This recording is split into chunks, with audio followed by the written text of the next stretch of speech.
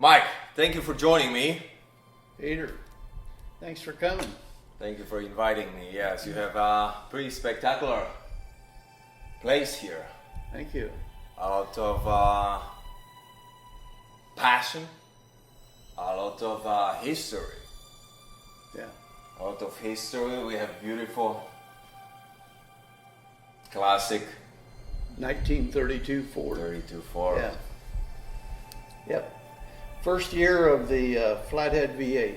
Okay. So they only built the 32 for 1 year. The Yes. Model A was 4 years. The Model T was about 15 years. Uh-huh.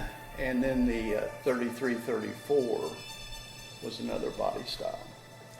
So this was the first car that was produced for only 1 year. And it kind of became the iconic hot rod because Yes. it had the V8 in it, which Uh-huh. is a lot more powerful than the 4-cylinder that had before that. And in fact, they used that V8 throughout racing, put a lot of them in Model Ts, Model As, mostly roadsters, and raced them on the salt flats in California or on the dry lakes in California, and then eventually Bonneville. And that's what is amazing, exactly.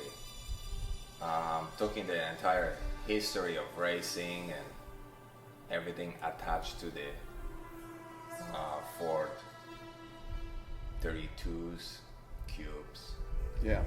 the racing on the Bonneville, racing on the beach. I just had also a nice chat with a gentleman on the previous episode, Greg. He had 34 Ford. We chat about the race of gentlemen, which is upcoming also for Right. in October, Yeah. the beach of New Jersey. Yeah. So much history. Yeah. I'm always like interesting about this to experience this and get deep into. Yeah.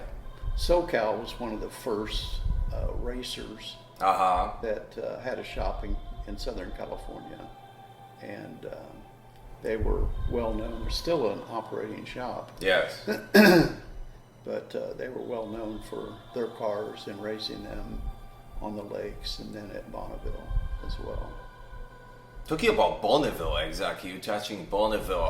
I know you have some big story to share about talking about Bonneville. Yeah. I was crew chief on a 53 Studebaker Wow. that we ran in Classic Altered at Bonneville. And I went out there first in 2007. There were 5 or 6 guys in the Houston area that wanted to build a car to go to Bonneville and get their licenses. And so I was brought into that build. Yes. I wasn't one of the guys that was going to go to Bonneville, but I put the engine and the drivetrain in the car and plumbed it all up and a few other things.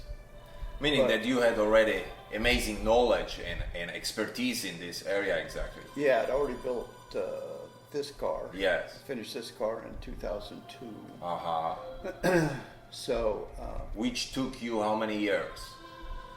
took about a year and a half to build this That's car. nice. That's good time there. Yeah. Yes. No body work. This is the way it was. This car was always kept under roof from Wow. 1932 forward. Wow. The guy I got it from was a 32 Ford collector up in Portland, Maine. Okay. And this car was at an estate sale. And it belonged to a colonel in the Air Force. Okay. And he had been, stationed multiple places. The Stuart Warner Instruments mechanical gauges in it. I have a ticket where he bought those in '69, I think, and he was in Arizona at the time. Amazing. Yeah. And this is original color. It's this chocolate brown. The fenders were same color as this chocolate brown. But it had no fenders when I got it. When I got it, it looked like this. Oh, okay. Oh, yeah. You have Yeah. Book of the And this- restoration process. Yeah. This is a picture that he sent me I received it about 5 days after I'd given him a deposit on the car. Uh-huh. He had no pictures of it at the time. He advertised it in this Hemmings Motor News. Okay. Yeah. And it just happened that I'd been looking for 3 years for really good 32 Ford 5-window coupe body. Yes. And I had just, with Hemmings was one of my places I went to. I knew what 2 parts of Hemmings to go to see if there were any in there. And I had, just the month before, I had paid Hemmings a little more money to get early copies of things. So maybe like express mail or That's a something good like deal. that. Yeah. So I happened to be standing in my yard when the mailman came. Uh-huh. So I went down and took the mail out, and there was a Hemmings magazine. So I opened it up, and wow, lo and behold, 32 Ford 5-window coupe body only. Uh-huh. And so that's the body. I called the guy, and we talked for a while, and I asked him questions like, what do the rain rails look like? You Yes. know, how much rust we got on Uh-huh. these? He said, no, they're perfect. There's nothing wrong. And then the rain rails in the trunk, I asked him the same thing about that. He said, no. He said, this car belonged to the same family up until the day I bought it a month ago at this estate sale. Wow. And he said it's always been kept under roof. So he said there's no rust. It's got the solid steel floor in it, no patch panels. He said this car's always been taken care of. Yeah, I mean, I see the pictures here. It's Yeah. amazing. Yeah. Amazing condition. Yeah, so I gave him a deposit. He said, hope you're not in any hurry for it because it's going to be another month or 2 before I pull it off. He already had a 5-window coupe in his collection. He had a Roadster body that he wanted to put on this chassis. The chassis was under this body. And that chassis had a flathead V8 in it, 2 carburetors, aluminum heads, and a 2-speed rear end. So that was exactly what he was looking for.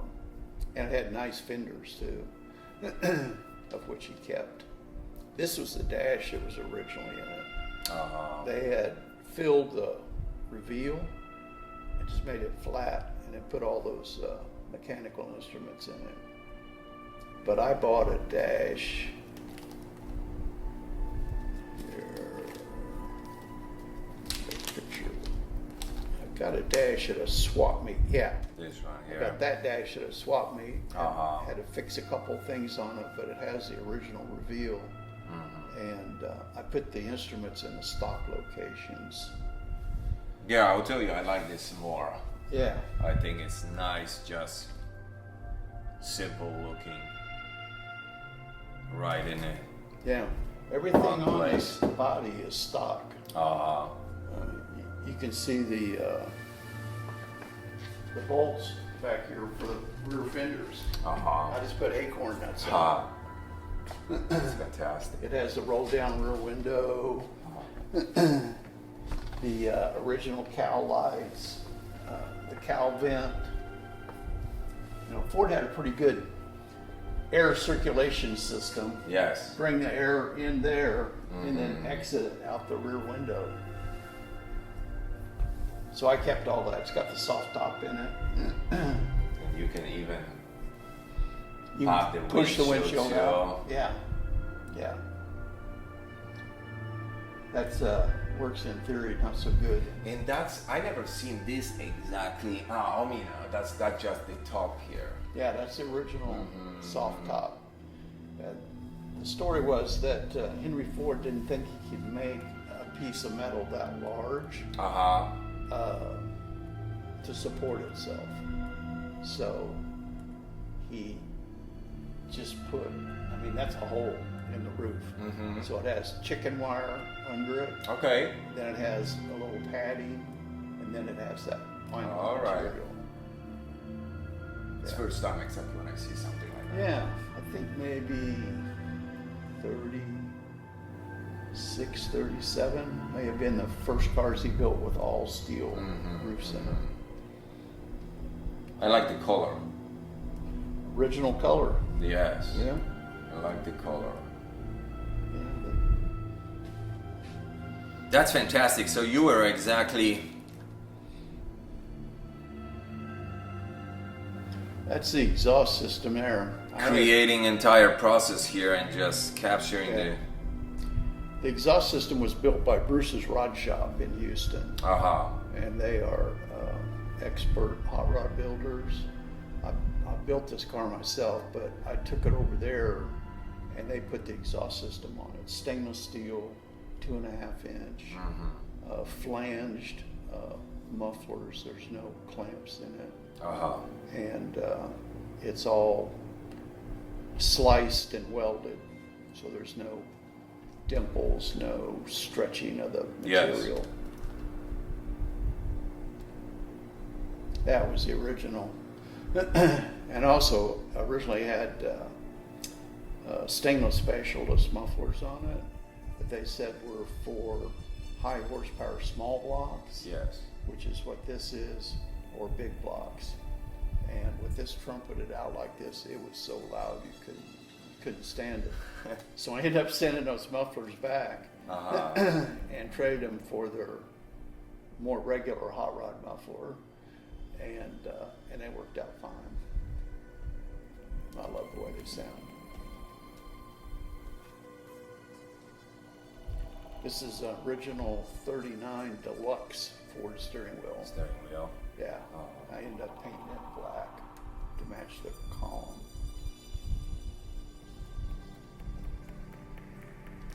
I really like how you documented the entire process of the putting this together here. I bumped the floor up a little bit in the trunk to make room for the Halibran quick change rear end. Probably more than I needed to. That's a fuel tank. It's 14 gallons, and then that's the battery.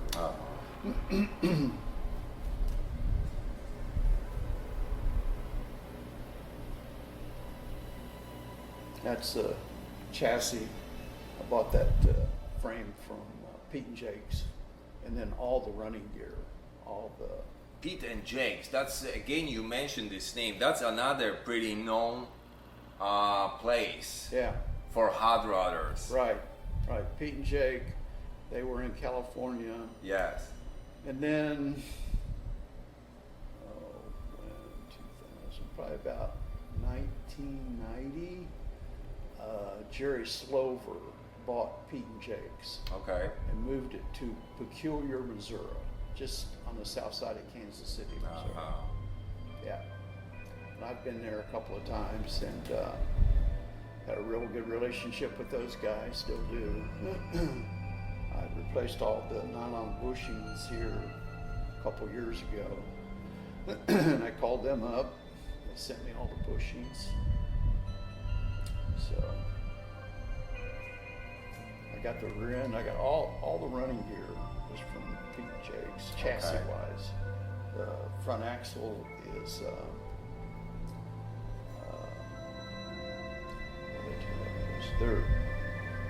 they have their axle company right there. I'm trying to think of the name of it now. Superbell. Superbell. Here's Pete and Jake's, big buildings here, and then here's Superbell right over here. You can walk from one to the other. In Missouri. Yeah. They produce the well, I guess just axles over there.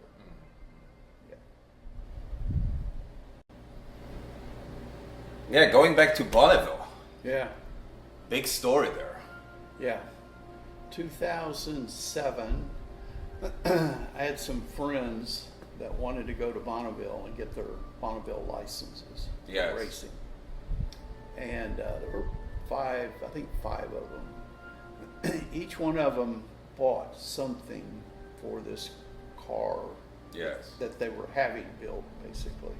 And One guy provided the tires and wheels, one guy the parachute, the safety belts, all of that stuff. One guy the engine, and so they started with a Model T fiberglass body, and it's a modified roadster. So they made a fiberglass front end for this body. And the T didn't have the doors cut out, nothing. It was just a turtleback Model T. 2022, I think, 1922. Wow. Yeah, I think 23, they went to a wider car. It was about 10 or 11 inches wider than the previous ones. And so for Bonneville, you want the least air resistance as possible. And so the more narrow car is the car is going to go the fastest.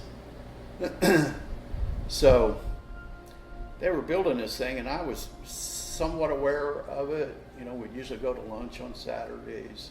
And so at this one Saturday, they mentioned, they said, well, he says, Neil told us that we're probably not going to get the car get it ready in time to go to Bonneville Speed Week this year.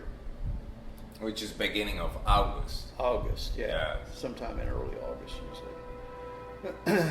And so I said, well, what needs to be done?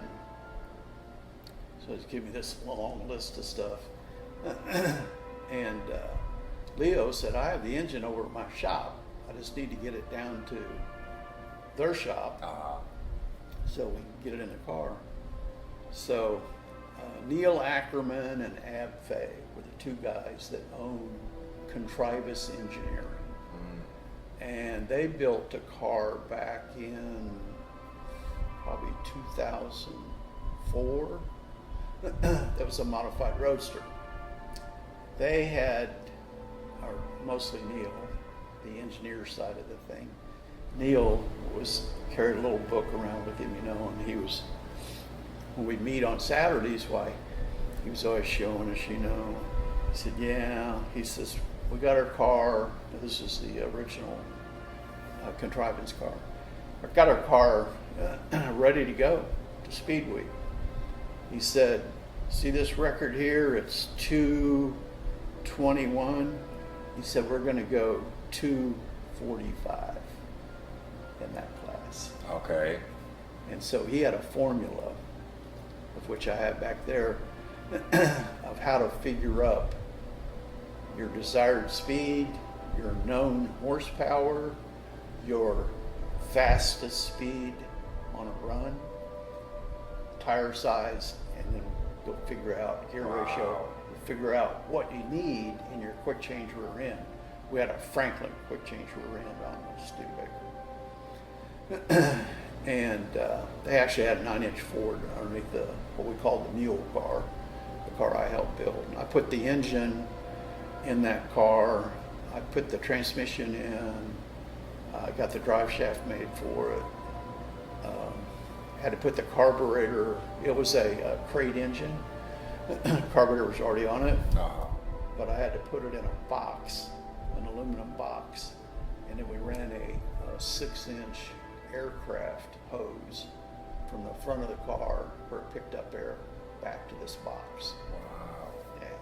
The same way he did it on their Contrivance car that holds. And that car, the yellow car, built by Contrivance originally, and they went out first, and they did go 245. They went exactly the speed he said they would go. And the guys from California think that they own that Bonneville salt flats, you know? So they're really upset. And that was straight back from the Houston. Yeah. Yeah. Broke the old record by like 25 miles an hour. And so they came running over and said, oh, you can't do that. You know, you're supposed to just break it by a little bit and let the next guy break it a little bit. So you got the world record, he's got the world record. You're in the books, you know. So that's what it's all about. They said, well, sorry. He said, we didn't really know how fast it was going to go. So they're looking all over the car. They think that they have nitrous hidden in a frame rail somewhere, looking for all this stuff. And Neil's telling him, he says, hey, he said, it's just, he said, I can put your engine in there and run that fast. He said, it's all about the aerodynamics. Yeah. As an example, he set the tires out quite a ways. Between the inner side of the tire and the body was probably 8 inches. And he's an airflow expert. He says, that's the story. He says everybody's pulling them in, Yes. and they're making this one air mass that goes around it. He said, push them out, and then it goes around the car and it goes around the tire. Wow. So much better for aerodynamics. Yeah. And he also put wings on the front and rear axles. They stuck out about this far. He had the shocks inboard on the car so that they wouldn't have any drag. And but he got these axles sticking out about this far, and he built wings out of aluminum to go over those axles. Amazing. Yeah. Amazing. And I asked him about the wings one time, and he said, well, if you want to put it in numbers of horsepower, he said that's about 20 horsepower per axle. So that's 20, Wow. 40, 60, 80. Yeah. That's true Yeah. expertise. So that car holds all the records to this date Wow. in all the engine sizes in that Roadster class, modified Roadster, and by a good margin. And they all stand today. And they started in 2004. I think. That's spectacular. Yeah. What a story. Yeah. He almost got to 300 miles per hour on one of the later runs where they had the big block in it, and they were running in. I think they didn't have 500 cubic inches, but I think that was the limit on the class they were running in. And Roe Yale is the driver for that car. Neil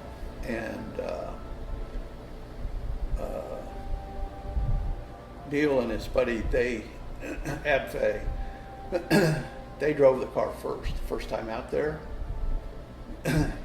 Neil made a couple of passes, make a pass, go into impound, come out the next day, put you in the front of the line, you make your backup run. So you have to make 2 runs, and then they average those 2 runs together for your final speed. And in fact, when you enter the 5th mile, say the 4-mile mark, that's when the timing lights catch you. And when you exit at the 5-mile mark, they catch you. And you get the average, you get this speed, and they give you the average of those 2 speeds for that run. So they drove it, Neil drove it first, I believe, and then Ab drove it second. They both set records, but then they were driving it after that also. And Ab hit the 3-mile marker, took it like head on. Had to take him into Salt Lake City and have him sewed up. He had about 40 stitches, I think, in his head. Yeah, he didn't have if he had a full shield on, why it just shattered it. So here's this big old sign. They're probably 3 feet wide or 5 feet high. It's just 3 mile on it. And he took it head on somehow. Got off course. Maybe didn't see it. I don't know what happened, but yeah, I mean. So their wife said, "No more racing for you guys. Wow. You find somebody else to drive the car." So that was Roe Yale became the driver. Crazy man.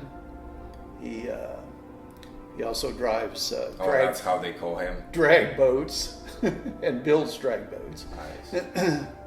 And so yeah, Royale became the driver, and so the first record he set was probably around 250, something like that.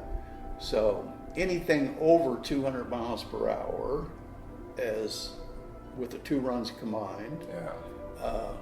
qualifies you for the 200 mile an hour club. Yes. And being a club member is what it's all about. I heard about You this get watching the You documentary. get a red hat. Nice. Yeah. That says 200 mile an hour club on it. They have shirts, they have watch, they have all kinds of stuff that says 200 mile an hour club. So there are more people have climbed Mount Everest than there are members in the 200 mile an hour club. Wow, that's amazing. Yeah. So But it goes on forever. I mean, Yeah. your hat gets dirty and you want another one, they just send you another one. Mm. So we went to the first year was 2007. So we take the mule car Yeah. out there, 2007. No intention of setting any records. You know, that's not what we're here for. We're here just to. Race. In fact, it would not set the record the way it was. Uh-huh. It was the crate engine was a 383, so we had to run in a pretty high cubic inch horsepower class. And the engine made about 475 horsepower at the crank. And we had an automatic 3-speed transmission in it, I think a TH400, that Neil just happened to have laying on the shelf. And he said, well, let's put this in it. Uh-huh. So these 5 guys, as I mentioned, they all bought something for the car. I provided about a week's labor, putting the engine in and a bunch of other drivetrain, a few other things. And the car was ready. Like 2 days before, the car was ready to go. And so we put it in the trailer, and I think I didn't.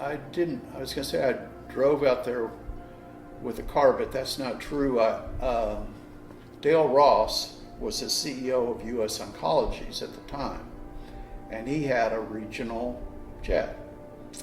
And so he says, hey, I'll fly the crew out there, you know. Nice. So most of us got on his little jet, and we took off and landed in Wendover, and rented a car, and then went to the Salt Flats. Ran the car pretty successfully. Dale got his E, D, and C license. Wow. I got my E and D. Most everybody else got their E and D. I think there was maybe one other guy that got their C license. We ran the car through 21 times, 21 passes. That's a lot. That may be a record in itself. Wow.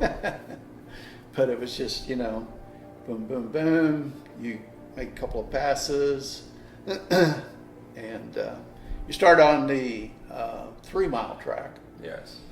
because you have to go over 175 before you get a 175 sticker. Then you can go to the 5-mile track Okay. with that. So we went over 175 in the car. On my second run, I had it up to 175, and then I got a crosswind that pushed the car over about 2 feet. And I remember what the starter said at the line to the newbies. He says this, you know, he says, first time out, I say, yeah. He said, just remember that throttle works both ways. He said, if you ever feel a little uncomfortable, just let up on it. Uh-huh. So I did, I let up on it. So my pass was something like 160, something like that. They wanted you between 150 and 175. Uh-huh. And my first one was between 125 and 150. And I went a little over. I was about 151 or 2, something like that. And but I asked them to count it as the 125 or 150. They said, okay, no problem. When I came out and ran the second time, well, I was planning on running about 175. And but once the crosswind got us, we didn't have a lot of horsepower to overcome that after the speed went down to get it back up in that 3-mile track. So ended up with a lesser speed than I wanted, but it's all good. Everybody got their licenses. Yeah. And while we were there, Dale and Leo were looking around for a Bonneville car they could buy and run out there. And they wanted a car that really looked like a car. A lot of the modifieds out there, like that 22 modified Roadster, it doesn't look like a 22 Ford at all. Just the, from the dash back. Yeah.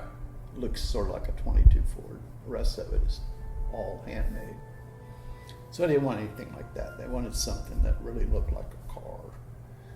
So they spotted this 53 Studebaker. I think he had just run 242 and set a world land speed record with it. He was running in D motor, which was about 310 cubic inches. Small block Chevrolet, bow tie block, which General Motors says is good up to 1,300 horsepower. And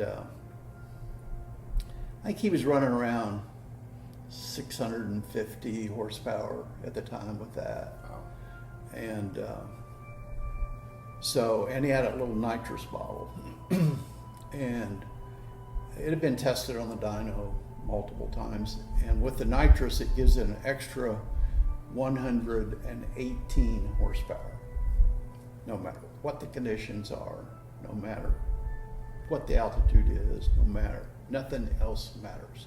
It's going to give you an additional 118 horsepower when you flip the switch on. Nice. So he set that record. He had it for sale. They asked me to look it over. I looked at the car. It was, I'm not a race car expert, but I told him, I said, that is the finest piece of engineering I've ever seen on four wheels. And it was. It was purpose built for Bonneville. And it ran in classic altered, which means the body, you can't distort the body and make it, you can't chop the top, you can't make it longer or shorter, you can't do any of those things. So they bought the car. So the car weighed about 6,000 pounds. Had a lot of lead in it, in the right places. And the frame rails is one of the right places. That's the closest thing to the ground. And so Dale told him, he said, I'll buy your car, and there was a trailer that came with it, an enclosed trailer. He said, I'll buy that from you, I'll give you what you're asking for it, but I'm going to ask you to do one thing for me. He said, fix the frame rails, because he could run it like that, but it wasn't grandfathered to the next owner. Okay. Yeah, because it was stock. When he built it, you could run that in that class. Yes. And they changed the parameters of the class a little bit, and so he couldn't pass that on to us. So he said, okay. He went home, cut off the bottom part of the frame rails, welded another piece in there, shot a little paint on it, and he lives in Southern California. So we set those records in 2000, everybody got their license in 2007. They bought the car. Dale called all of us guys and said, hey, Terry's going to be here, with that Studebaker, and why don't you come on down? He's going to kind of do the run through, tell us all about it and all that. Oh, that's good. So I went down there, there were like 15 other guys there, And so he tells us all about the car. He starts it up, and that car has a sound like no other car I've ever heard. It's just a magical sound. And so it comes up. So now they've got the car. They've got Danny from Bruce's Rod Shop working on the car, doing, I don't know, little things on it. Touches. And they were going to run it in the Texas Mile. And so they asked me to go with them. Some special event there in your area. Yeah, it's a mile-long Yeah. race once a year in down south of Galveston. Okay. They have this big old airstrip, you know, that they do 1 mile races on. Mm-hmm. So when he came back, and he's telling me the story, he said we met with Neil and Ab and said, you know, we want to go out there and set some records. What do we need to do? And they said, well, first thing you need to do is to get somebody dedicated to that car, fully dedicated. Yeah. They called me and they said, we want you to be crew chief on the car. I said, okay. They wanted to take out that D engine, around 320 cubic inch, take it out and have it resized to be an E engine, 260 cubic inch. And I think it was right around 600 horsepower on the dyno on gas. And gas, by the way, when you go to Bonneville, your fuel tank on your race car has to be empty. They stick it if they get any kind of thing on it, unless you're running fuel. If you're running a gas class, they stick it. And we actually had a little bit of gas in ours, and we had to drain it out there before they would fill us. You have to use their gas. They give you a choice of octanes. They'll recommend certain octanes to you based on your engine. We were running 118 octane on gas in that engine. And so that's what we used. Dale goes out first. He runs I think his exit speed was 218. The record was about 196, 198, something like that. So that was his first run. We go to put it in the impound, and on the interest impound, they have a guy there, and he's looking over the car, you know, and he says, you can't come in. And I said, what do you mean? I showed him the time slip again. He said, yeah. He said, but you don't have a sticker on the rear window, correct sticker on the rear window. When you go through tech inspection, Yes. first time through, go through there, and then they say, okay, go over to this table Okay. and get this. Then you go over to this table and get this. Well, nobody said, go over to this other table over here and get this sticker. Yeah. So I got pretty heated with the guy. I mean, I was really upset. I was saying things like, how many runs do you think we got in this thing? You know, we just can't be out here running it all day long trying because of one sticker. I said, I'll go get the sticker and put it on there right now. Nope, too late. Got to have it on there when you run. Wow. So I'm about to jump on the guy. Yeah. And then Dale says, oh, no, Mike. He said, we're okay. So we'll just run it again. So we went out, ran it again, identical run. Yeah. Got the sticker on With it the this sticker. time. Yeah. So we go into impound. Well, the next morning, they take the cars out of impound, and there's already a line. People keep their race cars in that line overnight. That's amazing. I Yeah. was watching this in the documentary. That was pretty interesting for me. Yeah. Because it's very important too that you want to really run as early as you can when the track is still no. So So the what's best times are in the afternoon after the sun has baked the salt. Wow. Okay. Yeah, because it's a little damp in the mornings, in the early mornings. I mean, we're in impound watching the sun come up. So it's really... So why the line?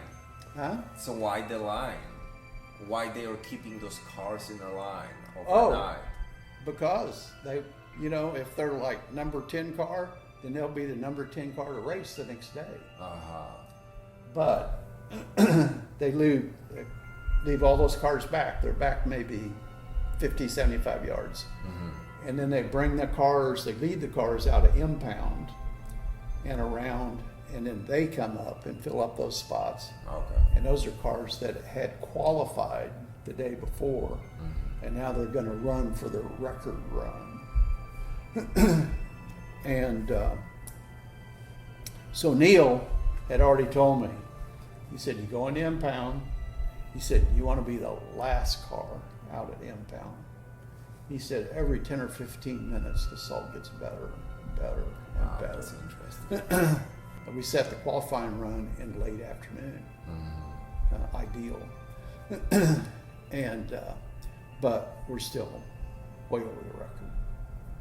And so from there, you take your time slips, you go down to the 200 mile an hour club tent, and you show them that. They give you your hat, welcome you to the club. Nice. What a and moment. I've got a couple of pictures of them, getting their hats. What a moment. Yeah. So then next, Leo runs with the nitrous bottle on. So he's got an extra 115, 18 horsepower. 18, yeah. So I push him off, takes off, he's doing good.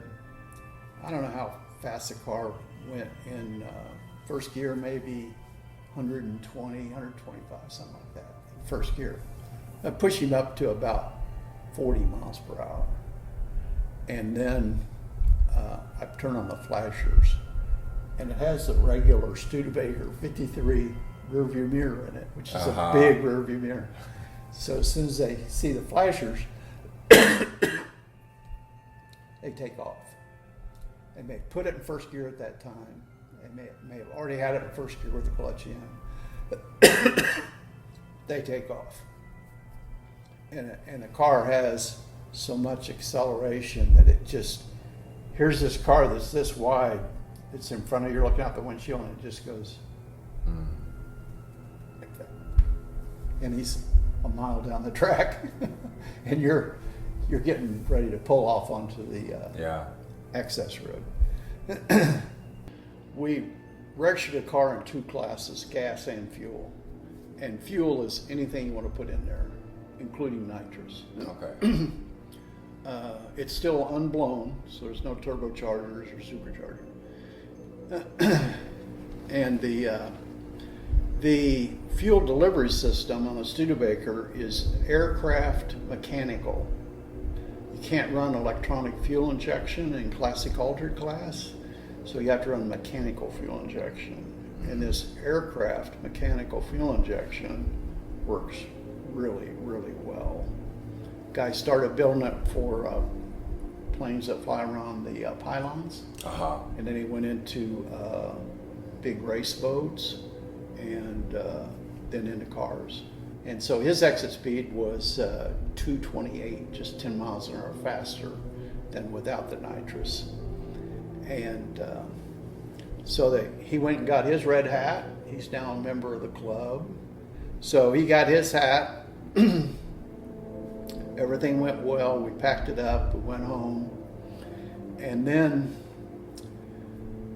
after that, we were still meeting on Saturdays for lunch.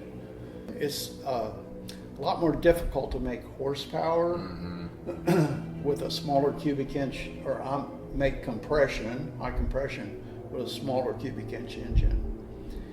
The way the engine was set up when we got it, the compression was 15 to 1. We had to have special made pistons to get it down to 260, and with the kind of pistons that were in it, the compression would have been about 9 to 1. Wow. So we had special made pistons, and they're popped way up on one side. Okay. And that got it up to 13. We were about 13 to 1. Nice. But we had to clock the spark plugs, because the electrode of the spark plug, if it was pointed up to the higher part of that piston, it would have hit it. So you have to have the electrode down. It takes about 3 sets of plugs to make 8 plugs. You clock them in correctly. Wow. So I talked him into putting a supercharger on it, running in the blown class. So already, I'm a year plus into this thing, and the learning curve is just like this, Never dealt with race cars before, and so it was a wonderful learning experience for me. Yeah. They said okay with the supercharger, so I got a Vortex V7 supercharger that produced about 18 pounds of boost, which is quite a lot of boost for a supercharger back then anyway. And centrifugal, so it goes under the hood. I had to build a plate for it to mount it on. Had to take off the mechanical water pump and replace it with an electric water pump. The one I bought is about this big around, about that long, and it pumps 55 gallons a minute. No thermostat in a race car. I had a plate where the thermostat goes, and I drilled a hole in it, about a half-inch hole. And the radiator was in the rear of the car, so the car was built in such a way that the air underneath it was tunneled up like this and then through the radiator. Okay. The radiator was right behind the rear glass in the car. Wow. And then there were a couple of red top batteries back there, and the fuel cell was back there also. Terry had built a extra water supply for the radiator instead of just the tank that's on top of it. He took two old chrome-plated fire extinguishers about this big around and about so long, and cut the ends off of them and welded them together, and made a water tank that probably holds, I don't know, 3 gallons, maybe 3 gallons of water, and put that in the system. So we never, ever had a heating problem in that car. Always ran just fine. About 200 degrees is where you want to run. Water is probably colder than that in that car, which costs a little bit of horsepower. The warmer the water is, why the more horsepower they make, the better they run. So a real steep learning curve on putting the supercharger in. All the belts on the car were cog belts for the alternator, the water pump when it was mechanical. Oil pump had a 4-stage oil pump on it. So it pumped oil into 4 different parts of the engine. And then behind, 4 stages of that stacked up together. Behind that was a mechanical fuel pump. And we ran, with the blower on it, we ran a fuel pressure at 100 PSI. That's where it made maximum horsepower. That's pretty high, huh? Yeah. After that, we went out and got rained out, and we went out again and got rained out, and we ran it one time with a supercharger on it, and by this time we changed to Keith Dornton has a NASCAR engine shop up in North Carolina. So we'd met Keith Dornton, one of the other Bonneville teams introduced us, and I took the engine up to him, and he rebuilt the engine, and with the supercharger on it. And he got, well, we know the nitrous is 118 horsepower. He got about 875 horsepower out of it, I think. Wow. When you put a supercharger on it that's geared correctly, why you can add about 60 horsepower to your gas engine. Now you have to change a bunch of stuff. We had to go back, we had to lower the compression back to like 10 to 1. So I changed the pistons. We put in Inconol exhaust valves, which Inconol takes a lot more temperature than any other kind of metal. So you're forcing so much air through that engine and then an equal amount of fuel. Why the exhaust system gets really hot. I'm sure you've seen on turbochargers how hot it gets. It'll turn red. So Inconol valves, and when you flip the switch on, going back to nitrous, when you flip that switch on, it's a switch on the dash, like right next to the driver. It retards the timing 3 degrees. It trips 2 solenoids. One's for the nitrous, from the nitrous bottle. And we had 2 misters in the intake. The intake was like a lunchbox type intake. It was special made by a guy in Kansas City. It's supposed to be the fastest intake available for a small block Chevrolet. Another 1-year deal for him to build this for you. And so you retard the timing 3 degrees, trip these 2 solenoids. One is for gas, one is for fuel. So there's a nozzle on each side of the intake plenum, and there are 2 lines that go to that nozzle, one fuel and one nitrous. And so it just spurts it inside the intake. And a la 118 horse. If you put them into runners, like the intake runners, multiple ones like you see on drag cars, then it would just be through the roof. The Neil's formula told us we would go 218 on gas and 228 on fuel, and we did.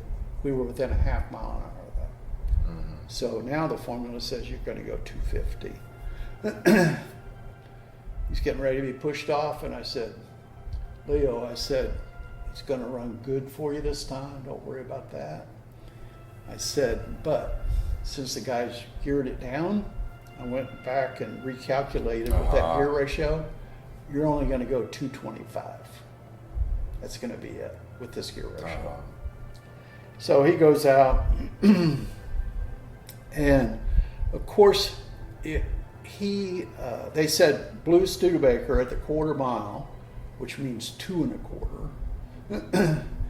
At the quarter mile, 225. I thought, my Lord, he's halfway down the track and he's going maximum speed already. Well, when you hit maximum speed for your gear ratio, you can still go faster than that. It's just more RPMs. And that car didn't run. It only ran, I think we shifted it to 8,500 RPMs. So it wasn't running like real high. We'd had up to 10,000 on the dyno.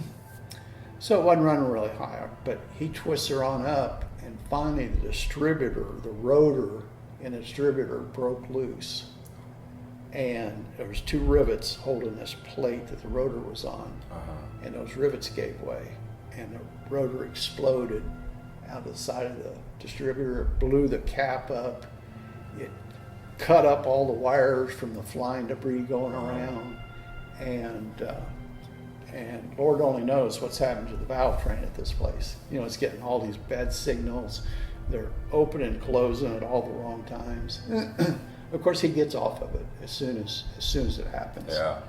We pull him back, and we see what all the damage is, and I needed a whole distributor. And there was not one available in Wendover, so they hopped in their car. They're going to Salt Lake City. I found one at a speed shop in Salt Lake City.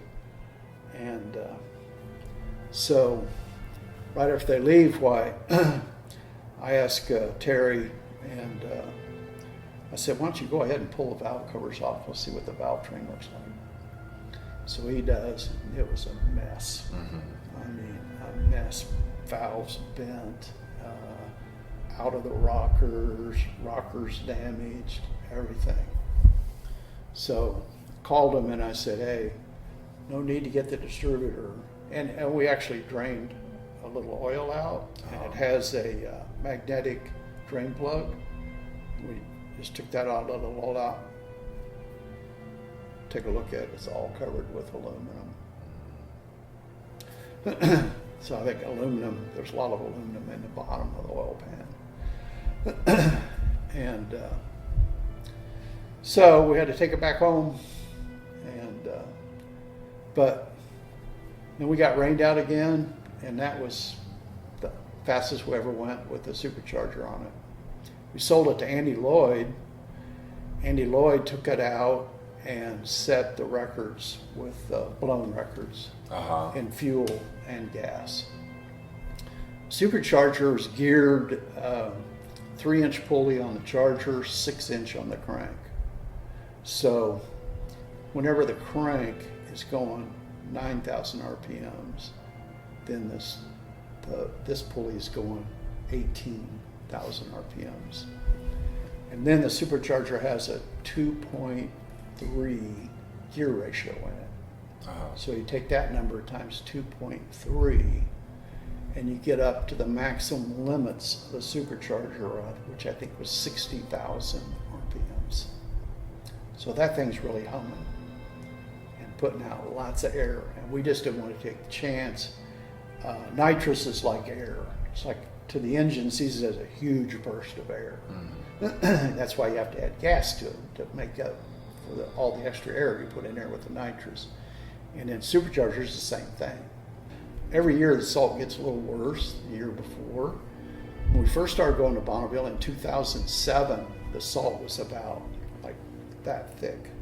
And every year, Really? yeah, now the salt's about that thick.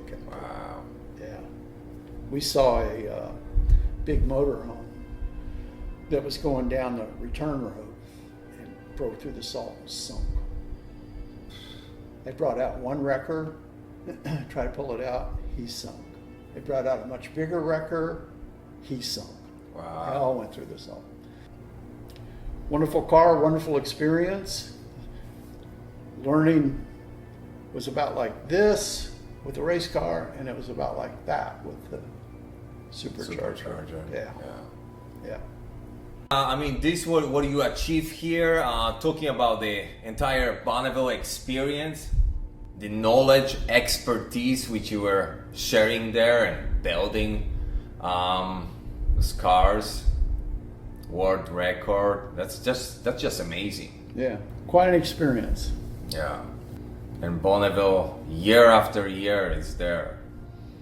Got rained out exactly 2 years in a row that was watching something, so it's also like to get to this point to really experience and race and Yeah. have those records is One time we went out there, and this was after 2008, 2009, 10. Had a supercharger on it. Went out there, and weather was fine. We had the drivers' meeting, and it starts raining, and it rained for 2 days. wow. Yeah. After the first day, water's about this deep on the salt. They went out, took down the timing towers, packed up all their equipment. Yeah. And it's sponsored by the Southern California Car Club, Southern California Timing Association sponsors it in August. And there are other times. Any advice for somebody who would like to ever experience? First of all, as a spectator, because that's me exactly. I'm hoping go there in the next 3 weeks. We'll see how it's gonna go. What's your advice for somebody to go there first time exactly? Talking about Bonneville.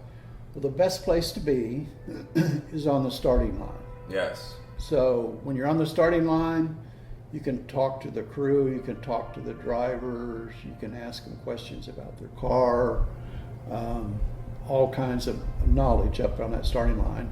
And that's where the action is. When they take off, they fire those things up. Usually start at about 5 minutes before you're going to run. The track has to be cleared. It means the car in front of you has to be off of the track. And they radio back and say the track's clear, and the starter will. First, the starter comes up, and you got your guy strapped in already. He comes up and tugs on all those straps. So now you're like, you're like part of the seat now, you know. And we got a NASCAR seat for the car, which is kind of interesting. It's just a regular seat like this with lots of padding and bolsters and all that. And they tilt it like this. So you're sitting like that in the car. Wow. This is your rear end here, and you're leaned back at that angle. And then you go down, you can reach the pedals. Yeah. And we met with the seat manufacturer in North Carolina when we took the engine up there. And he was explaining this to us, and he said, we've done, years and years and years of testing, and this is the safest seat for the driver. Really? To have it lean like this for his spine and his back, Okay. so that he won't suffer any of those kind of injuries. That's interesting. Yeah, and then they have big bolsters that come up here also, and your helmet fits in between them. There's only about so much room on each side of your helmet, so you really can't turn your head to mount anything. It's really different. I will tell you, talking about Bonneville, talking about preparations and everything else, past few months I'm watching documentaries. I mean, I'm watching the first ones when they were just starting, talking about Ab Jenkins. I mean, he was just doing the records back then in a roadster, so there was not really, talking about safety. That's just amazing. What about if somebody would like to race? Well, what advice? My advice would be to buy a good race car that's already set records out there. Okay. And start with that. Yeah. Yep. And then you can change the engine size, blown, unblown, whatever you want to do. Yeah. Gosh, in classic altered, there's about 6 different engines you could run in the car. You can run it blown, unblown.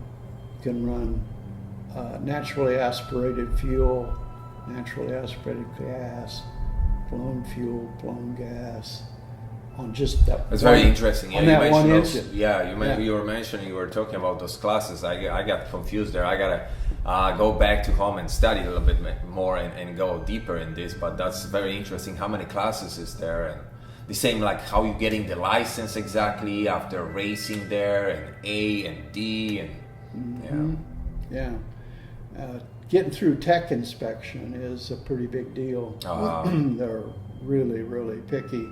You don't use any kind of wire ties under the hood. Everything has to be like radiator hose clamps or made out of some kind of steel. Nothing that would melt. Yeah. So high temperatures there. The webbing they require in between the roll bars. If you've got a roll bar like this, then you have to put a web in here, certain size.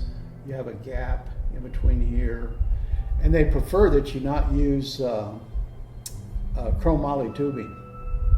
What does that mean? Chromoly tubing is a lightweight tubing that you can build frames out of, but it's brittle. So if you roll a car with chromoly tubing, it's probably going to break. With regular cold steel, it bends. Yeah. So they prefer that you have regular steel and the tubing will bend a little bit instead of break. Because once it breaks, well then boom, boom, boom. There's like 12 more breaks right behind it. Especially with those speeds there. And the roll cage was a roll cage we also bought in North Carolina, and it's referred to as a funny car roll cage. So the entire car has a roll cage built into it, and then the funny car roll cage is right where the driver sits. So the driver's seat fits inside that funny car roll cage. I had to cut a hole in the top of the car in order to weld. Wow.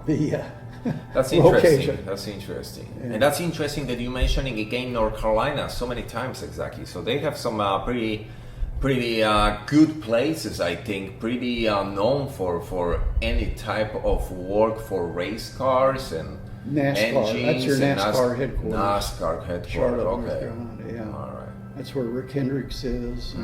We actually went through his shop, and of course he builds NASCARs there. Yeah. And interesting place. Talking about interesting places, you share with me pretty nice visit with a pretty known gentleman. Oh yeah. You had the opportunity to meet and visit his spectacular place. Yeah, I got to go to Jay Leno's garage. It's pretty amazing. Yeah. That's pretty amazing. My daughter set it up. She's a school teacher up in You have a Northwest great Missouri. daughter. Yeah. I don't know how she did it, but you have a great daughter. Her son, a real good guy, and I was talking to Shane, and I said, I'd really like to go to Jay Leno's garage. So get a group of guys there, all of my Bonneville guys have 32 Fords. And I said we could all pull up there in our 32 Fords and get it set up to where we could go through his garage. So, unbeknownst to me, my daughter overhears this conversation. She writes Jay Leno a letter. She said she sent it to 4 different addresses. She looked online, had 4 addresses. Wow. So she sends him the letter. It says, my dad would really like to come out and go through your garage. And she tells him a little bit about my history with hot rods in Bonneville. And she put her contact information on there and then my contact information on there. So Jay Leno gets the letter. He dials her number up and he says, hey Tracy, it's Jay Leno. He said, oh, how are you? He said, yeah, I got your letter here and we'd love to have your dad come out here. That's amazing. And she says, well, great, I'm sure he's going to be very excited. And he said, yeah, he says, I've got his number here. Is it okay if I call him? Because she had emphasized, at some place in the letter, she said, we want this to be a surprise. So he says, is that going to spoil the surprise? And she said, no, go ahead. Call him. So my phone rings and it said Jay Leno. I don't know why it said Jay Leno because I certainly don't have him in my phone directory. Okay. But it said Jay Leno. And I thought, well, not knowing any of this other stuff, I thought, yeah, that's some scam call here, But I answered it, and he says, hey, Mike, it's Jay Leno. And you recognize his voice instantly. Yeah. And I said, wow, Jay, what an honor. And he says, well, the reason I'm called is because your daughter Tracy sent me this letter, and I just want to let you know we want you to come out. And you can bring some friends with you. Amazing. Yeah. Amazing. So I took Dale, Leo, which was the original team. Bonneville team, Yeah. my daughter Tracy, and Andy Lloyd, who owns the Studebaker now. And we went out there. His, I guess you would call it display garage, although it's not set up like Peterson Museum. There's no ropes around the cars. There's no placards to speak of. So the shop manager took us on the tour. And they don't have regularly scheduled tours. If a bunch of guys get together and they want to go through the garage, then his assistant sets up a time and a date, and they come out there, and somebody from the shop will take them through there. Shop sits over here, the sort of display garage sits over here. So he takes us through, I think there's 210 cars in that garage. And we go through all these cars and just amazing cars everywhere. So after that tour, I have a niece that's an artist. And so I sent her some pictures of things, some sayings, and we ended up with this picture over here that she drew, which is a likeness of Jay Leno from the bottom of the arms up. And then we put these 4 vehicles on there, which, and we called it Jay's Follies. Nice. At the top. Yeah. With little racing flags there. Yeah, that's nice art there. That's fantastic visit. It was an amazing opportunity. Yeah. Thank you so much. That was fantastic time. What a story. Thank you for sharing your story exactly. A story of your car, a story of Bonneville. That's amazing. Well, happy to do it. Glad you came. Thank you.